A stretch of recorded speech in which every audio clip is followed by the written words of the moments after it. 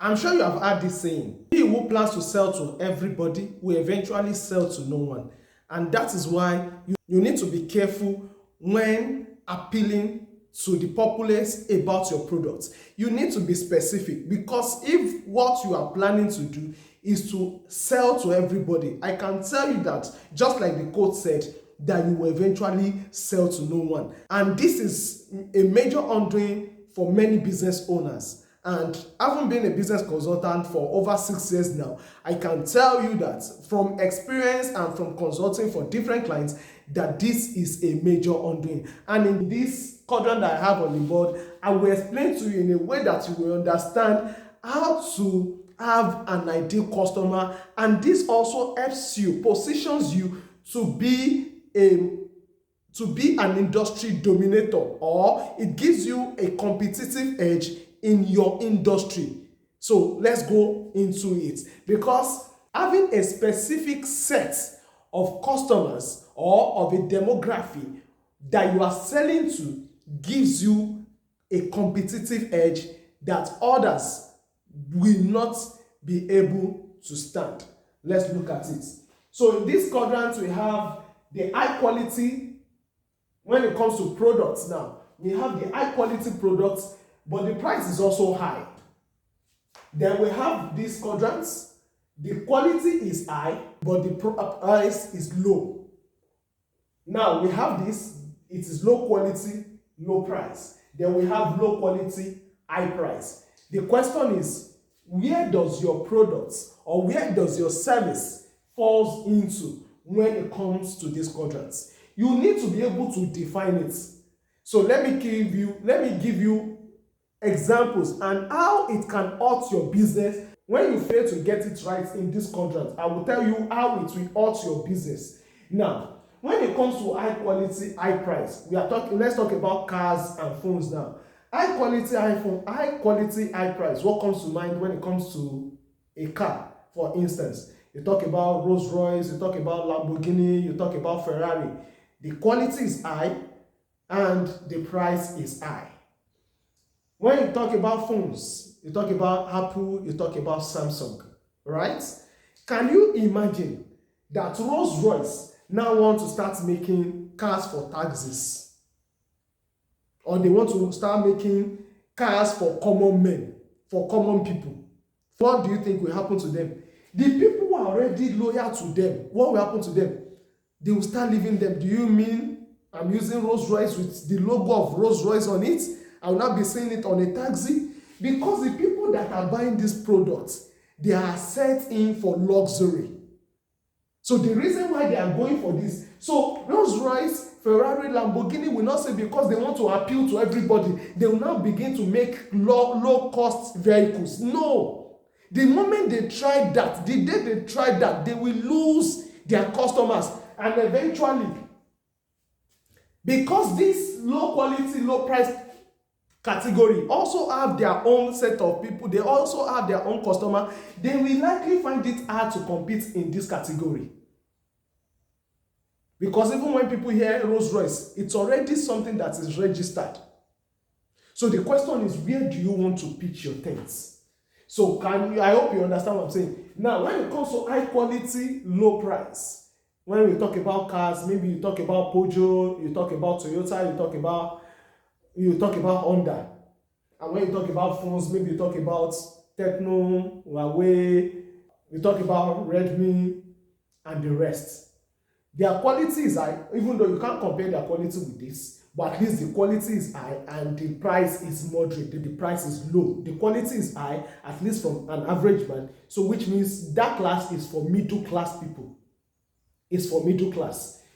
So Toyota, for instance, will not say they want to start making they want to start making products that will compete with Ferrari, that will compete with Rolls Royce. That's why when you see any business that falls into this category, when they want to make another version, they want to make another product that will compete either with this category or with this category, they usually fly another name. That's why you saw that when Honda wanted to make another version, wanted to make another product, they called it Acura. Honda produces Acura. Why didn't they name it Honda? They wanted it to play in another market. That's why you saw that when Toyota wanted to make another brand to compete in another market, they made Lexus. So they didn't call it Toyota, they made Lexus, saying that, okay, this is our luxurious brand. That's why you even see Techno. When they want to compete in the lower markets, what do? They fly another products. So if you know that you want to compete in another market, it's either you go for another product or you stick to your philosophy. You stick to your quadrants, and eventually the people in your quadrants, the customers in your quadrants will know you for whom you are. So when it comes to low quality, low price, we talk about maybe car, we talk about Opel, and maybe some other cars that you can fix in there. But when it comes to phone, itel, for instance, is low quality and low price. They are not trying to appeal to people who want to buy Apple or people who want to buy Samsung. They know whom they are targeting. They know that they are targeting the common man. They are not competing with Apple. They are not competing with Samsung. So you need to know whom you are competing with. You need to know the quadrant you are competing in. Don't try to oscillate between quadrants. Know where you are, because this helps you master your strategy. You are into photography, for instance. What are you really into? Dominate in that niche. Dominate in it. That's why you may start out as a generalist, but the goal at the end is to become a specialist, because in specialization is where the money is.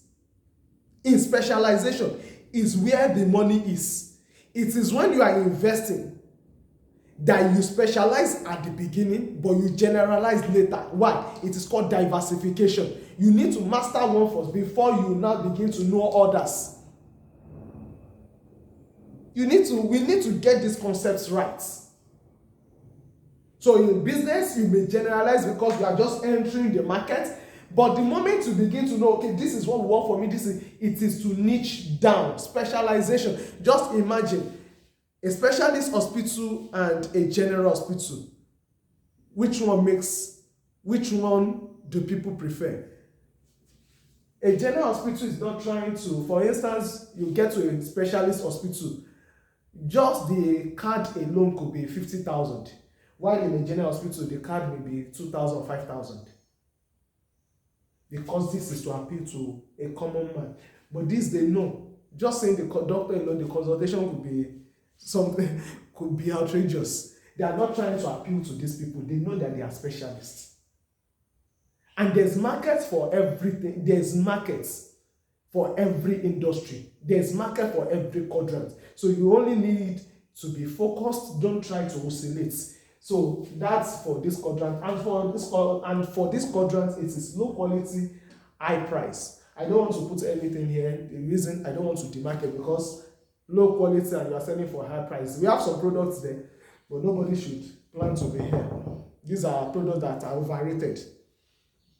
They are overrated. So the matter is, why should you pick a quadrant? Why should you stick to a quadrant? Why should you stick to a philosophy? Number one, it gives you brand loyalty. People they will be loyal to your brand. Brand loyalty. Number two is it gives you competitive edge. It gives you competitive edge. And what is number three? Number three is that it gives you the ideal pitch. You already know. They wake you up, you know what your pitch is. You know whom you are appealing to. You are not trying to figure it out. No. So I think I've been able to enlighten us on the reason why you should stick to a quadrant, you should stick to a philosophy, especially as you grow in business. You can have different products, but make sure that they have targeted markets. That's why you see people talking about the ideal customer. Thank you so much. I recommend you watch this next video. So we'll meet in our next video. Stay blessed.